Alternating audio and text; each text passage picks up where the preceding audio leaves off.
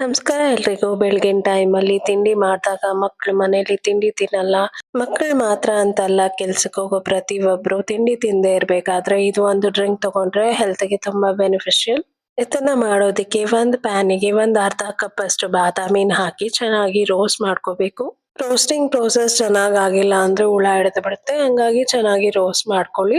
Next ಒಂದು ಅರ್ಧ cup ಅಷ್ಟು ಗೋಡಂಬಿ, ಒಂಚೂರು ಪಿಸ್ತಾ ಕೂಡ ಹಾಕಿ ಫ್ರೈ ಮಾಡ್ಕೊಳ್ಳಿ.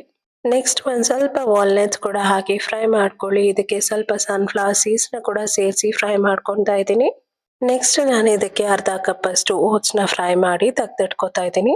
ಅರ್ಧ ಕಪ್ ಅಷ್ಟು ಮಕಾನ ಕೂಡ ತಗೊಂಡು ಚೆನ್ನಾಗಿ ಫ್ರೈ ಮಾಡ್ಕೊತಾ ಇದ್ದೀನಿ. ಕಂಪ್ಲೀಟ್ ಆಗಿ ಎಲ್ಲ ರೋಸ್ಟ್ ಮಾಡ್ಕೊಂಡ್ಮೇಲೆ ಒಂದ್ ಪ್ಲೇಟಿಗೆ ಹಾಕೊಂಡು ಅದನ್ನ ಆರಕ್ಕೆ ಇಡ್ಬೇಕು. ಈಗ ಕಂಪ್ಲೀಟ್ ಆಗಿ ತಣ್ಣಗಾಗಿದೆ. ಇವಾಗ ಇದನ್ನ ನಾನು ಮಿಕ್ಸಿ ಜಾರಿಗೆ ಹಾಕೊಂಡು ಫೈನ್ ಪೌಡರ್ ಮಾಡ್ಕೊತಾ ಇದ್ದೀನಿ.